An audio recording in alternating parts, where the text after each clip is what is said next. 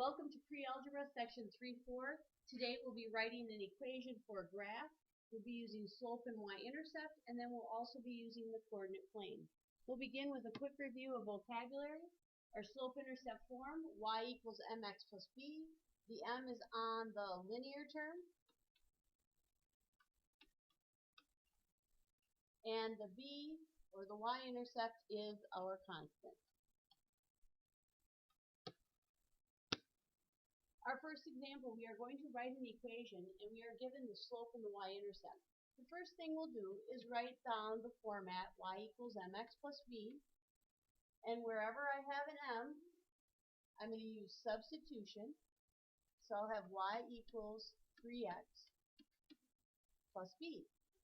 Now I still need to use the b, the y-intercept, so wherever I have a b, I'll use substitution, replace the b with 2, y equals 3x plus 2. That would be our equation for the line y equals mx plus b, slope is 3, y-intercept of 2. Moving on to example number 2. I have an equation the slope of the slope of 1 and the y-intercept of 0.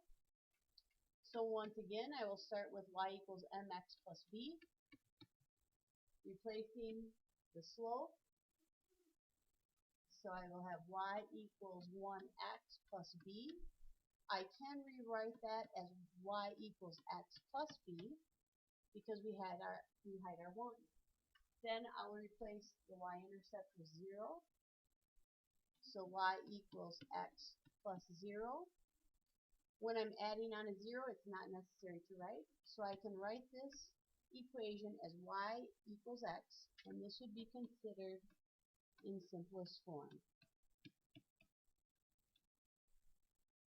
Moving on to our third example, I have a slope of -2/7 and a y-intercept of -2. Y equals mx plus b. So y equals -2/7 x plus -2. We'd like this in simplest form, so this becomes -2/7 x minus 2 for our final answer. Moving on to example 4.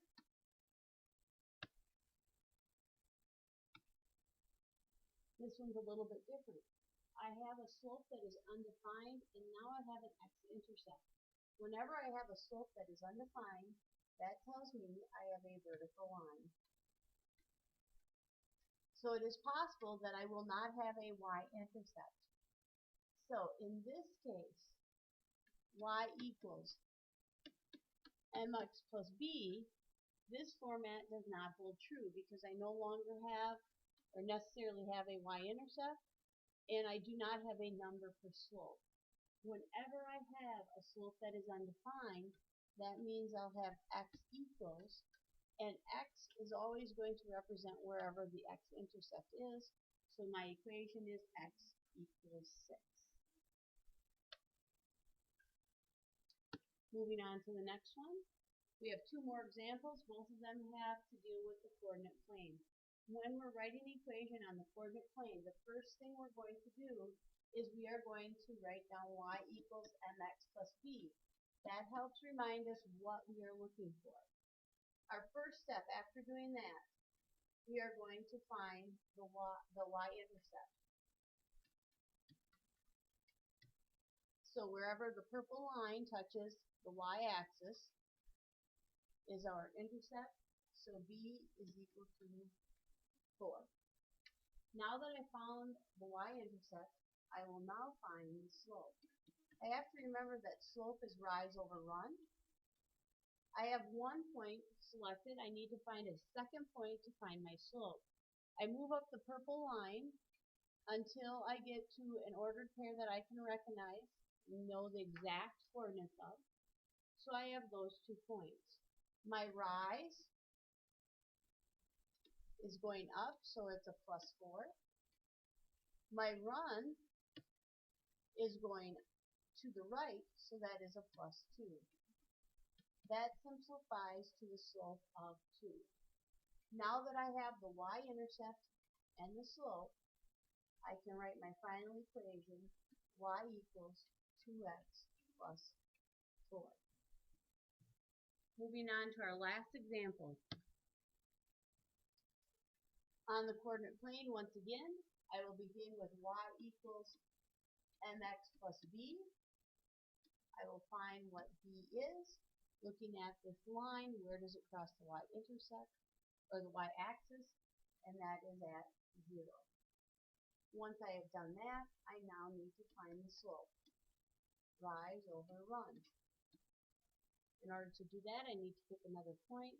So I'll move along my graph, and I found a second point. This time, my rise, I am moving down 1 unit, and I'm moving to the right 3 units. So my slope is negative 1/3. My equation is y equals negative 1/3 x plus 0. As noted before, that is not in simplest form, so negative 1/3 x is my final answer. That completes our session.